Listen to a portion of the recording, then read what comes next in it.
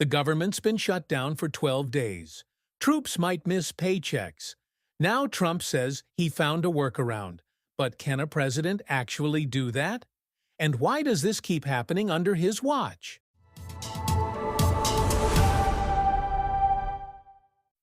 We're 2 weeks into a federal government shutdown. Military families are staring at October 15th, wondering if their paychecks will clear.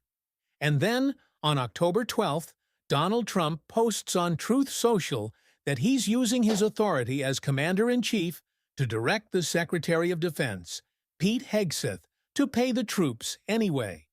According to The Guardian, Trump wrote, "I am using my authority as Commander-in-Chief to direct our Secretary of War, Pete Hegseth, to use all available funds to get our troops paid on October 15th. That sounds reassuring, right? But here's the question. If he can just release funds with a directive, why did we need a shutdown in the first place? Let's back up. The federal government shut down on October 1st, 2025. This is the first shutdown since a 35-day closure that started in December 2018, also during a Trump presidency, and bled into 2019. Joe Biden's entire 4-year term? No shutdowns. Close calls, sure, but no actual closures. So we're now in shutdown number 2 under Trump, and the people who defend our country are caught in the crossfire. Military service members work regardless of whether Congress passes a budget. They don't get to clock out. But their paychecks? Those depend on appropriations. And when the government shuts down, those appropriations freeze.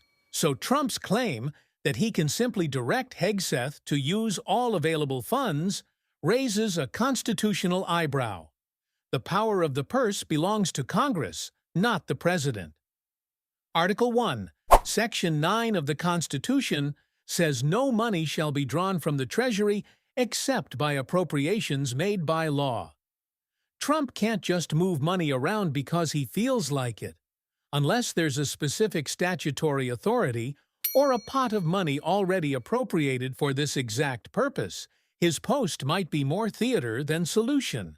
We don't yet have confirmation from the Pentagon or legal experts about which available funds he's referencing. But the optics here matter. He's framing himself as the protector of the troops while presiding over the shutdown that put their pay at risk. It's like setting a fire and then claiming credit for calling the fire department. And this isn't happening in a vacuum. While troops worry about rent and groceries, Trump's administration is deploying National Guard forces into U.S. cities under the Insurrection Act and facing fierce legal pushback. According to the Associated Press, a federal judge in Illinois, April Perry, temporarily blocked the deployment of National Guard troops sent by Trump to the state. Perry found no substantial evidence that a danger of rebellion is brewing in Illinois during Trump's immigration crackdown. Let that sink in.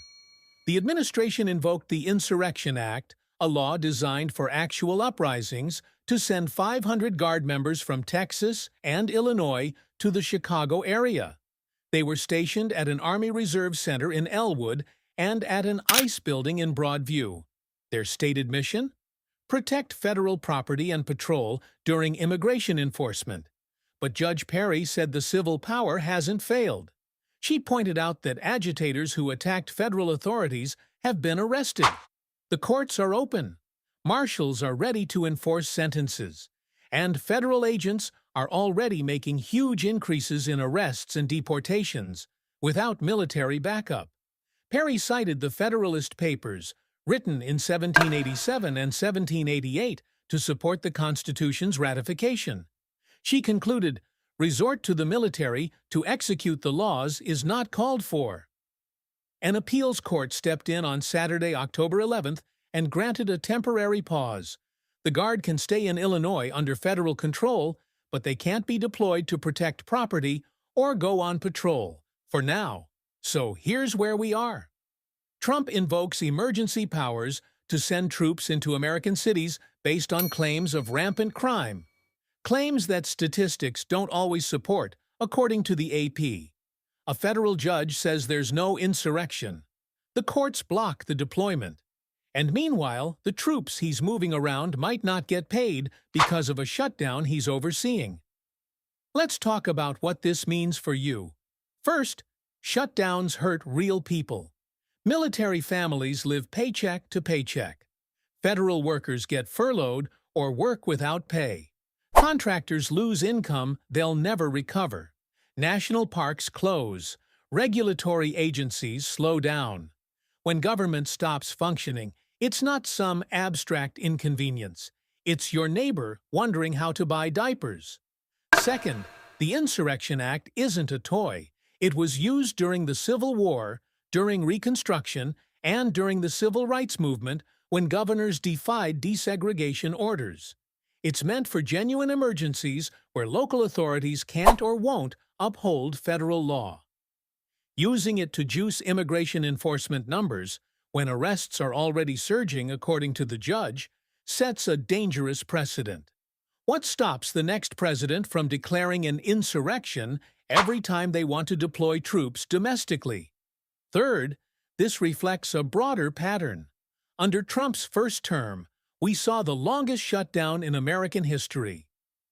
Under Biden, 0. Now, in Trump's second term, we're back to shutdowns. That's not a coincidence. It's a governing philosophy that treats brinksmanship as strategy and treats functioning government as optional. Now, let's steelman the other side. Some will say Trump is just trying to protect the troops from a shutdown that Congress caused. Fair point. Congress does pass the budget, and both parties share blame when negotiations fail. But here's the rebuttal. The president submits the budget. The president signs or vetoes spending bills. And Trump has historically used shutdown threats as leverage. Remember, I am proud to shut down the government in 2018? He owns this. Others will argue that deploying the Guard to support ICE is a legitimate use of federal authority. After all, immigration enforcement is a federal responsibility. And if local officials won't cooperate, the feds need backup. But Judge Perry dismantled that argument with evidence. Federal agents are already doing their jobs. Arrests are up. Deportations are up. The courts are functioning. There's no breakdown of civil authority. So why militarize it? The answer seems to be political messaging, not operational need. And that brings us to the values contrast. Democrats aren't perfect, but the party has consistently championed the idea that government should work for people, deliver services, pay workers, protect rights, follow the law. That means passing budgets on time. It means using the military only when absolutely necessary, not as a political prop. It means respecting checks and balances even when a judge rules against you. Trump's approach is the opposite. Shut down the government to make a point. Invoke emergency powers to bypass democratic institutions. Claim credit for solving problems you created. That's not governance. It's performance art. And it comes at a real cost. So, what happens next? The appeals court will hear further arguments on the Illinois Guard deployment. We'll see if other federal judges in other states rule similarly. October 15th is the day troops are supposed to get paid, assuming Trump's directive actually works and doesn't get challenged in court. And at some point, Congress will need to pass a funding bill to reopen the government.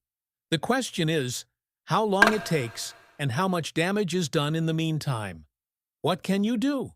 First, pay attention to who votes for and against funding bills. Shutdowns don't just happen, they're choices. Second, watch how courts handle the Insurrection Act cases. This is about whether presidents can send troops into cities whenever they want, and that affects all of us regardless of party. Third, ask your representatives a simple question. Why can't we keep the government open? Other democracies don't do this. We shouldn't either. And finally, remember that competence matters. Governing isn't just about ideology. It's about keeping the lights on, paying the people who serve, and using power responsibly. We've now seen 2 Trump-era shutdowns and 0 Biden-era shutdowns. That's a data point worth considering. So here's the kicker. Trump says he'll pay the troops on the 15th. Let's hope he can. But the fact that we're even asking whether the commander-in-chief can keep his promise to pay the military during a shutdown that happened on his watch tells you everything you need to know about the state of governance right now. If this breakdown helped you cut through the noise, subscribe for more clear, fact-first analysis of the stories that shape our country. If you enjoyed the video, hit the subscribe button and turn on notifications so you don't miss any new videos.